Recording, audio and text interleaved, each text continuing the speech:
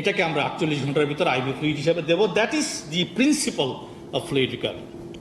তাহলে যদি একটা 20 কেজির বাচ্চা হয়, ফ্লুইড ডেফিসিট হবে 1000 ml, আর সেই 20 কেজি বাচ্চার কিন্তু মেনটেন্যান্স ফ্লুইড হবে 1440 যোগ 1000 মানে 2440।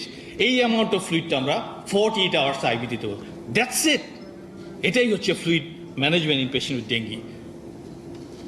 কিভাবে রেট দিব দেখেন, লেখা আছে বাম সাইডের অ্যান্সারে। আমরা বলতে চাচ্ছি যে অনেকে ওবিএস থাকবে, তাদেরকে আইডিয়াল বডি ওয়েটে দিতে হবে। তার কারণ আপনি মেনটেন্যান্স ফ্লুইড কাউকে 3 লিটারের বেশি দিতে পারবেন না। এই পরিমাণ ফ্লুইড দিলে সেটা ফেটে যেতে পারে, he can be burst up.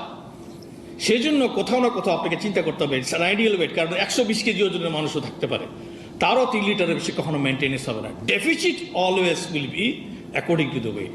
সেটা 50 to 120 হবে, মেনটেন্যান্স হবে 3 লিটার। তাহলে আমরা যদি সেটা বুঝতে পারি প্রিন্সিপালটা, আমাদের ফ্লুইড রিকোয়ারমেন্ট দেওয়াটা ঠিক হবে বলে আমি মনে করি।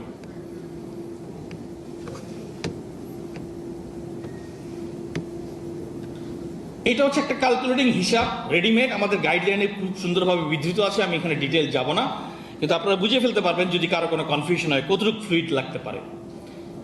সেকেন্ড ইস্যু হচ্ছে যে আমরা কি রেটে ফ্লুইড দিব। আমি বলছি দেখেন, যে রোগীটা ওয়ার্নিং সাইন নিয়ে আসছে উনি কিন্তু শকে নয়, ডেঙ্গি শক সিন্ড্রোমে নয়। তাহলে নন শক পেশেন্টের জন্য এক ধরনের ফ্লুইড হবে, আর যদি শক হয়ে যায় তাহলে এক ধরনের ফ্লুইড হবে, রাইট?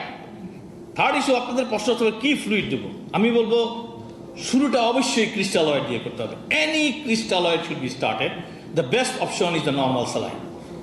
আমাকে যদি বলেন যে কাউকে 3 থেকে 4 লিটার বেশি নর্মাল স্যালাইন দিচ্ছেন, তারপরে কি চেঞ্জ করে ফেলতে হবে, আমি বলবো ইয়েস। তার কারণটা হাইপারক্রোমিক অ্যাসিডোসিস করে ফেলবে।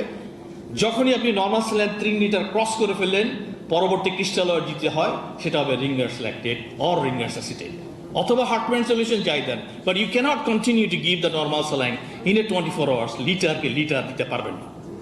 That's it. তাহলে আমরা যদি ফ্লো ডায়াগ্রাম দেখি, আমরা বলতে চাচ্ছি যে পেশেন্টটা নন শক চলে এসেছে, তাদেরকে আমরা কিভাবে ফ্লুইড দেবো। আপনি দেখেন, একটা অ্যাডাল্টের জন্য 40 ml পার আওয়ার করে দিলেই হবে। তাহলে দেখেন 6 ঘন্টা সে পাচ্ছে মাত্র 240 ml। পিডিয়াট্রিক্সের শহীদুল্লাহ স্যার সামনে আছেন, with all the respect to him. আমরা বলতে চাচ্ছি everything is been done by the paediatrician in dengue. ওরা বলছে 1.5 ml per KG per hour, মানে কি স্মল এলিকুয়েশন অফ ফ্লুইড। তাহলে it is the amount of fluid, selective amount in selective time, most crucial. আপনাকে অসংখ্য fluid দিতে হবে তাই না, কিন্তু ওই পিরিয়ডে আপনি দিতে পারছেন কিনা, দ্যাট ইজ দ্য প্রিন্সিপাল। আপনি 6 ঘন্টা ধরে ফ্লুইড দিলেন, এই 240 ml ফ্লুইড দেওয়ার পরে ওর যদি ভাইটালসগুলো ভালো হয়ে যায়, pulse, blood pressure, respiratory rate, temperature, you be happy. Nobody is going to die when the vitals is normal. তাহলে আমাদের টার্গেট হচ্ছে ওই জায়গাটাতে আমরা তাকে রেখে দিব ফ্লুইডে, তাকে আর বাড়াতে হবে না। কিন্তু যদি এমন হয় যে তাকে আমরা দিলাম কিন্তু তার ভাইটাল সাইনগুলো ভালো হচ্ছে না, ইউরিন আউটপুট ভালো হচ্ছে না, তখন তো বাড়িয়ে দিতে হবে। যদি আমরা বাড়িয়ে দিতে চাই তাহলে 80 ml পার আওয়ার হবে অ্যাডাল্টের জন্য 6 ঘন্টায়, বাচ্চাটা বেড়ে যাবে 3 ml per KG per hour. এইভাবে 6 ঘন্টা পর পরে আমরা রেসপন্স দেখতে পারি, কারণ আমাদের অসংখ্য ডাক্তার নার্স নেই। 6 ঘন্টা পর পর একটা ফলো আপ দিলেই হচ্ছে, যেখানে আমরা সিদ্ধান্ত নেব যে ফ্লুইড কি আরও বাড়াবো নাকি এখানেই থেমে যাবো। কিন্তু যাই দেন না কেন 48 ঘন্টা আমাদের ফ্লুইড মেনটেন রাখতে হবে। এমনও হতে পারে প্লাজমা লিকেজ 24 ঘন্টায় 7 ml per KG per hour পর্যন্ত আমরা দিলাম, তারপরে আস্তে আস্তে কমিয়ে নিয়ে আসি 7 থেকে 5, 5 থেকে 3, তারপরে 1.5। সুতরাং এই হচ্ছে গিয়ে নন শক ম্যানেজমেন্ট। এবার আসি শকে। শক হচ্ছে এমন একটা স্টেটাস যেখানে আমাদেরকে ফ্লুইডকে রিসাসিটেট করতে হবে, নট রিপ্লেসমেন্ট। সুতরাং আমাদের আর্জেন্সি ইজ ক্রুশিয়াল। খেয়াল করবেন, একটা শকের পেশেন্টে প্রথম 2 ঘন্টার মধ্যে যদি আমরা ফ্লুইডকে রিসাসিটেট করে ব্লাড প্রেশার এবং ভাইটালস আনতে না পারি, the mortality will be 60 to 80%। 3 organ failure মানে 70% মর্টালিটি, 4 অর্গান ফেইলিওর মানে হচ্ছে 80% মর্টালিটি ইন আইসিইউ।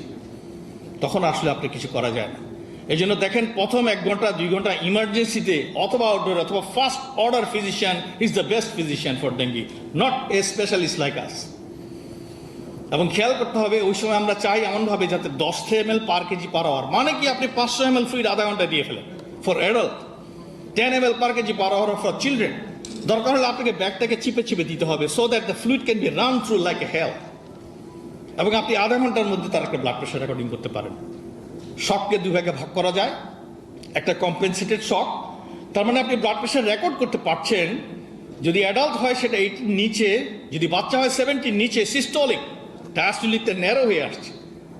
রাইট? কিন্তু যদি কোনো পালস ব্লাড প্রেশার না পান, দ্যাট ইজ আ ডিকম্পেনসেটেড শক। তাহলে দুটোর মধ্যে আকাশ এবং পাতাল পার্থক্য আছে। কম্পেনসেটেড শকে আপনি একটু ড্রাইভ দিলে হয়তো রাফ হবে, এই জন্য 10 ml পার কেজি দিবেন। পেশেন্ট ইম্প্রুভমেন্ট হয়ে গেল, আলহামদুলিল্লাহ। আমরা একটা হেমাটোক্রিট করব। দেখেন কোথাও কিন্তু কোনো প্ল্যাটলেটের কথা লেখেনি। হেমাটোক্রিট যদি বেড়ে যায় মানে তার এখনো লিক হচ্ছে, আপনি আরেকটা ফ্লুইড দিবেন বোলাস। আবার আমরা হেমাটোক্রিট করব। যদি বেড়ে যায় আমরা আরেকটা ফ্লুইড দিব bolus. This is the principal. খালি খেয়াল করতে হবে যে দ্বিতীয় ফ্লুইডটা বোলাস অথবা তৃতীয় ফ্লুইডটা বোলাস দিচ্ছি, এটা কলয়েড হবে, ক্রিস্টালয়েড নয়। আর যদি হেমাটোক্রিট কমে যায় তাহলে বুঝে ফেলবেন কোথাও না কোথাও লিক হচ্ছে, কোথাও না কোথাও ব্লাডে কোথাও না কোথাও লিক হচ্ছে, তাকে দিতে হবে ব্লাড ট্রান্সফিউশন। তাহলে হেমাটোক্রিট হচ্ছে বেস লাইন। যদি কমে যায় দেয়ার আর সাম ব্লিডিং, যদি বেড়ে যায় দেয়ার আর লিকেজ অফ দ্য প্লাজমা। তাহলে এক জায়গায় আমরা কলয়েড দিব আর একটা জায়গায় আমরা ব্লাড দিব। এই হচ্ছে কি আমাদের ফেনোমেনা। মাঝখানে মাঝখানে আমরা কি করব, তাকে মনিটরিং করব, এ বি সি এবং এস। সেটা কি সামনে আমি দেখাচ্ছি। তাহলে প্রথম ফ্লুইডটা ক্রিস্টালয়েড হবে 10 ml per KG per hour. যদি পেশেন্ট রেসপন্স করে যায় 10 থেকে 7, 7 থেকে 5, 5 থেকে 3 দেন। এই হচ্ছে গিয়ে প্রিন্সিপাল। আর যদি অনেক কিছু দেওয়ার পরেও আপনি যদি ব্লাড দেওয়ার পরে পেশেন্ট রেসপন্স না করে, শুধুমাত্র তখনই হয়তো আয়নোটপ দিতে পারবেন। আরেকটা ছবি দেখাই, এটা হচ্ছে ডিকম্পেনসেটেড শক অথবা এটাকে বলা হাইপোটেনসিভ শক। এখানে আপনার উদ্দেশ্য হচ্ছে আপনি 15 মিনিটে তাকে কিছু না কিছু ব্লাড প্রেশার রেকর্ড করার চেষ্টা করবেন, কারণ ওর তো কোনো পালস নেই, ব্লাড প্রেশার নেই। ওর কনসিয়াসনেস কমপ্লিটলি ভালো থাকতে পারে, but he is in a state of dying. চোখের সামনে আপনাকে সময় দিবে না। এই জন্য তার ক্ষেত্রে আমি বলবো যে 500 ml অ্যাডাল্টের জন্য 15 মিনিটে দিয়ে দেন। দরকার হলে 3-4টা চ্যানেল দিয়ে দিতে হবে। বাচ্চাদের ক্ষেত্রে 2-3টা আপনার প্রেশার ব্যাগ চিপে চিপে দিতে হবে, so that immediately within 15 to 30 minute তার একটা প্লাস ব্লাড প্রেশার আমরা রেকর্ড করতে পারি। এবং the first fluid always crystalloid. যদি শক রিভার্ট না হয়, second fluid always colloid, third fluid always colloid যদি শক থেকে যায়। যথারীতি একই প্রিন্সিপাল, আমরা হেমাটোক্রিট করব। যদি ইম্প্রুভমেন্ট হয় 10 থেকে 7, 7 থেকে 5, 5 থেকে ভাবে কমিয়ে নিয়ে আসবো 24 ঘন্টার মধ্যে। খেয়াল করতে হবে শকের পেশেন্ট 24 ঘন্টার মধ্যে ফ্লুইড শেষ হয়ে যাবে, নন শকের পেশেন্ট 48 ঘন্টার মধ্যে হবে। তার কারণ যে রোগীটা শক অবস্থায় আপনার কাছে এসছে ওর প্লাজমা লিকেজ 24 ঘন্টা শেষ। তাহলে এর মধ্যেই সময়, আমাদের এর মধ্যেই সময় খেয়াল করতে হবে খুব ইম্পর্টেন্টলি। হেমাটোক্রিট কমে গেলে ব্লিডিং হচ্ছে, আমরা ব্লাড দিব, হোল ব্লাড এবং প্যাক্সেল। কোথাও কোনো জায়গাতে কিন্তু এখন পর্যন্ত প্লাটিলের কোনো কথাই নেই। এবিসিএস যেটা বলছিলাম কিভাবে মনিটরিং, সিম্পল মনিটরিং। আমরা একটু অ্যাসিডোসিস দেখার চেষ্টা করব, পেশেন্টের বাইকার্বনেট দিয়ে দেখতে পারেন, অথবা এবিজি যদি করা যায় তাহলে ভালো। কোনো ব্লিডিং হচ্ছে কিনা হেমাটোক্রিট বুঝাবে, হেমাটোক্রিট কমে যাচ্ছে কিনা। আপনি যখন কোনো ফ্লুইড দিচ্ছেন হেমাটোক্রিট 10 বাড়বে অথবা কমবে। যদি ব্লাড দেন সেটা 10 বাড়বে, যদি ফ্লুইড দেন তাহলে 10 কমবে। কিন্তু এর থেকেও যদি নিচে কমে যায় তাহলে বুঝতে হবে পেশেন্টের ব্লিডিং হচ্ছে, আপনি ব্লাড দিবেন। ক্যালসিয়াম দেখা গেছে hypocalcaemia is a severe sign of severe dengue, calcium replacement দিতে হবে। Blood sugar, many of the patient will die because of hypoglycaemia and sometimes people will have hyperglycaemia. এটা আমাদেরকে অ্যাড্রেস করতে হবে। এই জন্য যাকে আমরা শক অথবা নন শকের পেশেন্টকে ফ্লুইড দিচ্ছি, যদি বলা হয় যে আপনি কি কি মনিটরিং করবেন, আমি বলবো এ বি সি এবং এস মনিটরিং করেন।